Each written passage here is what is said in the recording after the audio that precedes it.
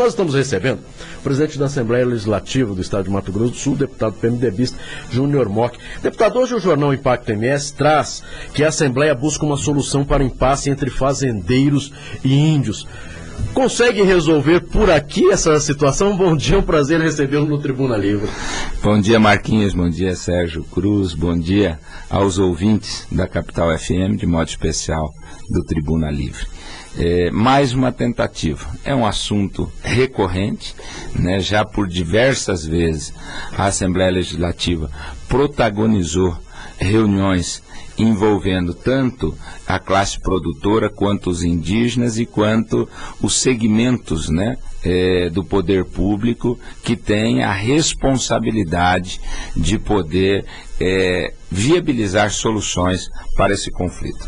Na verdade, nós ontem conseguimos, eu falei com o chefe de gabinete do ministro José Eduardo Cardoso, pedindo novamente que o ministro possa receber uma comissão. Essa comissão discutida ontem, formada por integrantes, né, dos produtores, dos indígenas, das comissões da Assembleia, Comissão de Assuntos Indígenas, Comissão de Agricultura e Pecuária, para que a gente possa, mais uma vez, junto com a bancada federal, tentar encontrar solução para o conflito. Em verdade, a solução todos nós temos, né? Essa solução já foi debatida, já foi discutida e, infelizmente, não foi cumprida. Certo. Né? Houve até a avança da solução.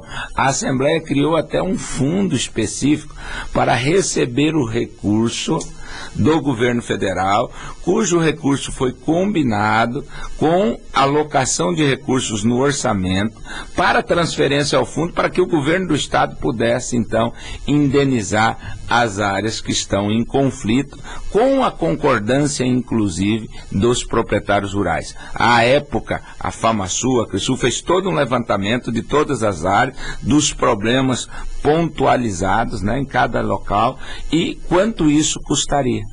E isso foi debatido, houve uma discussão, chegou-se a um valor, criou-se um fundo estadual para receber esse recurso, e isso não aconteceu. Na prática, a coisa não avançou. E não avançou porque o governo federal não repassou o recurso, embora nós tenhamos feito inúmeras reuniões, inclusive na época com a ministra-chefe da Casa Civil, que era a senadora Gleice Hoffmann, com o Zé Eduardo Cardoso, que vieram a Mato Grosso do Sul, toda a equipe do governo federal, tivemos reuniões a portas fechadas, as portas abertas, reuniões públicas, grupo de trabalho, tudo que você imaginar. Bom, o que nos leva a acreditar que nós podemos, nessa vez, ter êxito?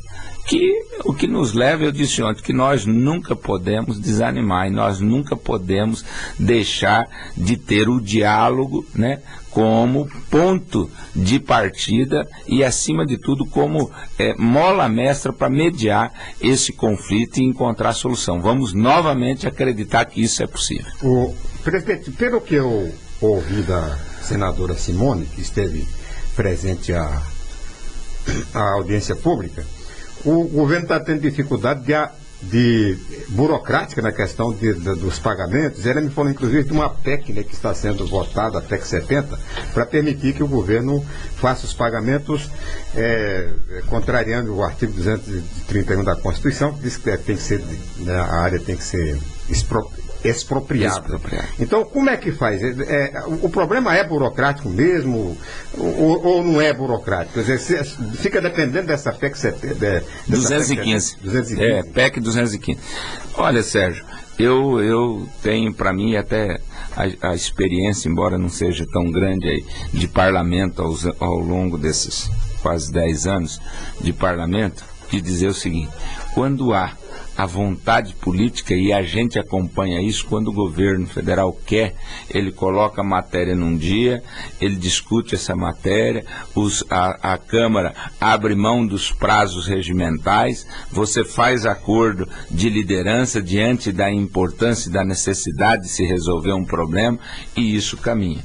Eu confesso que não são os entraves burocráticos que têm prejudicado a solução do conflito. Eu não entendo tratando dessa forma. Quando há uma vontade política, né, de todas as partes envolvidas para resolver, se resolve. Nós estamos discutindo isso, não é de hoje.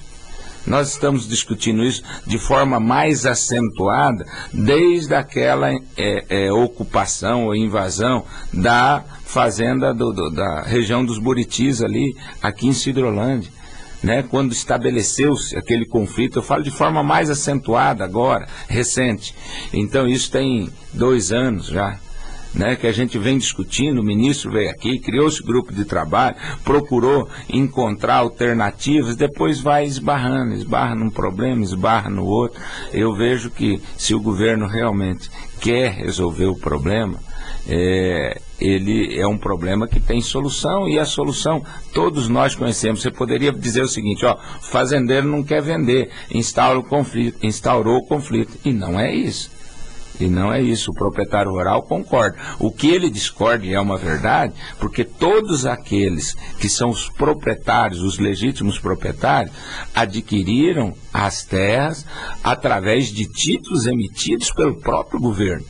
Então eles legitimamente possuem, eles não são posseiros, possuidores, não ocuparam as terras, eles são legítimos proprietários. E, portanto, se o governo quer e entende que ali é uma área que tem que ser demarcada, precisa indenizá-lo pelo preço justo e não de maneira vil das terras que lhes pertencem. E o governo federal já tem uma data para receber essa comissão do Mato Grosso do Sul para novamente sentar na mesa e discutir uma outra vez uma tentativa aí de se acabar com esse conflito no campo? Olha, ontem, quando conversei com o chefe de gabinete, e aqui eu quero realçar que a audiência pública de ontem é uma proposta da deputada Mara Caseiro, junto com o deputado Paulo Correia, deputado Eduardo Rocha e deputado Zé Teixeira, foram os propositores dessa audiência pública de ontem. E eu fiz o contato, eu fiz a abertura da audiência pública e depois mantive os contatos com o Ministério, o ministro Zé Eduardo Cardoso. E quer dizer que essa solicitação partiu desde a semana passada. Nós fizemos a solicitação antes da audiência pública, num encaminhamento do deputado João Grandão, e ontem nós obtivemos a resposta que o ministro Zé Eduardo Cardoso estava em Portugal, retorna na quinta-feira, e no máximo até sexta-feira eu tenho a resposta do dia que ele vai nos receber. Esperamos, e eu até disse, diante da iminência aí do problema que nós estamos vivenciando, que isso ocorra no mais tardar durante a semana que vem. Deputado, você não acha que está faltando um pouco de empenho da bancada de Mato Grosso do Sul junto ao governo federal? Empenho que eu falo é fazer pressão, né, junto ao governo federal para a solução desse problema? Ô Sérgio, eu não posso dizer isso porque quando foi na outra vez, nas outras discussões, quando nós chegamos aí, achamos que o problema e o conflito teria chegado ao momento da sua resolução, toda a bancada federal esteve empenhada nisso. Aliás, a proposta de alocação de recursos, a proposta de colocação inclusive por parte, eu me lembro do senador Moca, de outros parlamentares, houve a colocação de recursos das emendas a que os parlamentares têm direito, a chamada emenda coletiva, para poder resolver o problema. E nem assim isso aconteceu. Então, assim, não vejo, até porque os parlamentares entendem, sabem o tamanho do problema que nós estamos vivenciando, e eu tenho certeza que se nós obtivermos essa oportunidade da audiência, levando as reivindicações que estão todas pontuadas pelas lideranças, por esse grupo de trabalho, quais são os problemas efetivos que nós estamos vivenciando, quais são as áreas que realmente hoje existem os conflitos, as áreas que estão sendo ocupadas pela comunidade indígena e que são de proprietários, são terras legitimamente cujo domínio é dos proprietários. Então, essas áreas estão todas levantadas, já tem todo um diagnóstico da realidade. Então, a solução, realmente, nesse momento, é financeira, é conseguir resolver com os produtores a aquisição da área. É isso que os produtores, na verdade, querem hoje. Não querem conflito, ninguém quer o conflito. Ninguém quer, nem os indígenas querem, nem os produtores. E cabe a nós tentar mediar. A gente não tem a força, eu costumo brincar o seguinte, a diferença do legislativo para o executivo, os dois têm a caneta, só que a nossa não tem tinta, né? Nós não temos condições de ordenar a despesa e nem assinar o cheque. Né? Isso cabe ao executivo. Então cabe a nós fazermos essa interlocução e nesse momento clamarmos ao Poder Executivo em nível federal para que realmente possa auxiliar, né? Destinando os recursos necessários para que a gente resolva definitivamente esse conflito. Deputado, balanço do primeiro semestre, o trabalho realizado pela Assembleia Legislativa e também, claro, a parceria com o governo do estado de Mato Grosso do Sul, importante para a população do nosso estado e, claro, para as obras, o que realmente a população necessita. Olha, Marquinhos, dia 16 nós devemos estar fazendo uma apresentação em números, né, do que foi esse primeiro semestre legislativo.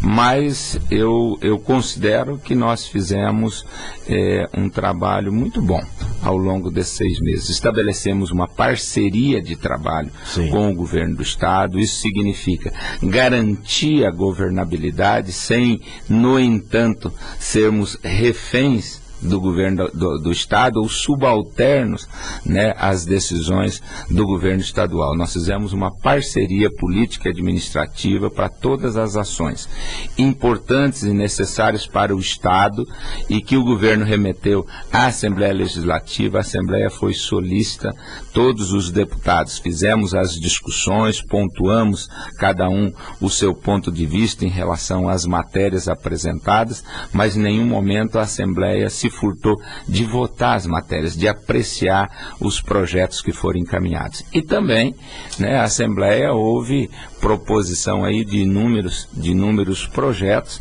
que foram devidamente discutidos. Algumas novidades importantes. A Assembleia implantou, né, votou e implantou a chamada declaração de voto. Hoje todos os parlamentares, isso é importante porque a sociedade precisa conhecer o posicionamento do seu deputado, são obrigados a declarar o seu voto em cada uma das matérias. Antes a gente era realizada a votação simbólica, ou seja, quem está a favor fica como está e quem está contra se levanta, correto? Hoje não, hoje é chamada nominal, colhe-se os votos e o deputado tem o direito de declarar o porquê do sim ou do não do seu voto. Eu acho que isso gera para a sociedade uma visão diferente e faz com que ela tenha condição de melhor acompanhar o trabalho do deputado que ela elegeu. Além disso, algumas questões que nós fizemos lá importantes, são questões de cunho interno, que eu acho que melhora e fortalece a imagem institucional do Poder Legislativo, né? A Assembleia Legislativa aprovou um projeto de resolução que é o Programa de Aposentadoria Incentivada. Nós tivemos uma adesão superior a 90% dos funcionários aptos a aposentar, o que permite de forma muito clara dizer até o final do ano, e nós queremos que isso ocorra em novembro, a Assembleia estará divulgando o edital e pela primeira vez na sua história realizando o concurso público. Nós queremos até o início da legislatura de 2016 estarmos dando posse aos concursados. Então a Assembleia vai fazer o concurso para um corpo técnico. Nós precisamos ter, né, o funcionário técnico para as ações legislativas, tanto na parte de direito público quanto na parte de contabilidade pública, de gestão pública. Nós temos um time que, independente de quem esteja lá, a Assembleia tem um corpo técnico para bem administrá-la. Portanto, nós devemos estar divulgando o edital pela nossa cronologia, em novembro, realizando esse concurso entre dezembro, janeiro e dando posse, queremos ver se conseguimos dar posse ainda no início da legislatura do ano que vem.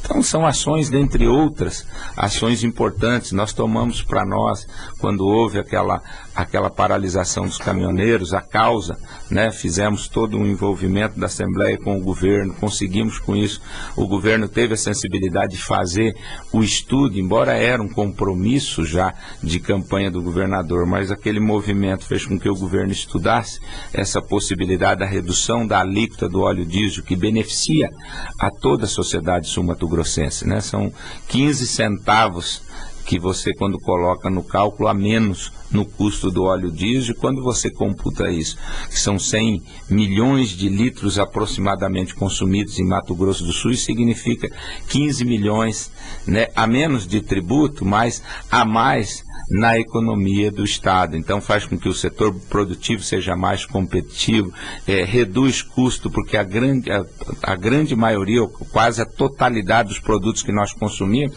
eles têm dentro da composição do custo frete. Então, barateando o frete, tem a possibilidade de baratear o custo, vender mais, você tem as suas compensações. Então, acho que são algumas ações assim importantes, as audiências públicas, a mediação, tentativa de mediar esse conflito, que é um dos grandes problemas que o Estado enfrenta hoje, que é o conflito pela demarcação das terras indígenas e das áreas ocupadas, né? Outros temas como coube à Assembleia, né? A interlocução na questão em relação à política educacional, né? Entre a FETEMES e o governo. A Assembleia exerceu um papel importante, onde nós conseguimos, né, através dessa interlocução útil, suspender a greve que ocorria e fazer com que o governo e a FETEMES conseguissem fechar um acordo duradouro, permanente. Eu acho que isso dá tranquilidade, né, à política educacional. Atuamos diversas vezes na área da saúde, inclusive em questões relacionadas à capital, à Santa Casa, à greve dos médicos. Então, a Assembleia em nenhum momento se furtou às discussões das grandes questões e das demandas que a sociedade necessitou e apresentou a Assembleia. Nós não nos furtamos disso. Presidente, só para roubar um minuto aqui do Espina, para saber da informação da mesa, há quantas anos, por exemplo, a CPI da Enersul Energisa? A CPI, a Assembleia criou a CPI para investigar, principalmente por conta da auditoria feita, essa auditoria por uma das principais empresas de auditoria do mundo, a Pricewaterhouse, que identificou lá um rombo de 400 milhões esse rombo produzido pela antiga concessionária, o Grupo Rede, né, e que gerou a intervenção. Então, a CPI foi aberta para identificar se esse valor realmente compôs o custo da tarifa para o consumidor de Mato Grosso do Sul, os desvios identificados nessa auditoria. Obviamente, houve a transferência para o Grupo Energisa e foi estabelecido na CPI o prazo, e esse prazo estendia, obviamente, a investigação, inclusive na transferência. O Grupo Energisa entrou na Justiça, obteve uma liminar suspendendo a ação da CPI. Nós recorremos pedindo a revogação da liminar, né, com o agravo, chamado agravo regimental, pedindo a suspensão da liminar. O tribunal entendeu em não suspender a liminar concedida e deve julgar o mérito. Mas a Assembleia Legislativa foi publicado alguns dias atrás, a Assembleia Legislativa entrou com o recurso chamado pedido de suspensão de liminar no Superior Tribunal de Justiça e no Supremo Tribunal Federal, porque são questões constitucionais. Então, nós estamos aguardando a decisão do Tribunal Superior para ver se nós temos a possibilidade, e entendemos que temos, achamos, né, a discussão interna na Assembleia Legislativa, que é uma invasão na competência do Legislativo, porque isso é prerrogativa do Legislativo investigar. principalmente aquilo que trata, e nesse caso específico, de fato que pode ter gerado prejuízo aos consumidores sul-mato-grossenses. Então estamos aguardando, vamos acatar obviamente a decisão judicial, a CPI foi suspensa pela adesão, mas aguardamos decisão do Tribunal Superior que nos permita continuar as investigações. Deputado Júnior Mock, mais uma vez, muito obrigado pela presença e pelos esclarecimentos aqui no programa Tribuna Livre da FM Capital. Eu que agradeço mais esta oportunidade da gente poder estar trazendo, né, informações importantes à população sul-mato-grossense. Dia 16 nós estaremos apresentando um amplo balanço sobre todas as atividades da Assembleia durante o primeiro semestre deste ano.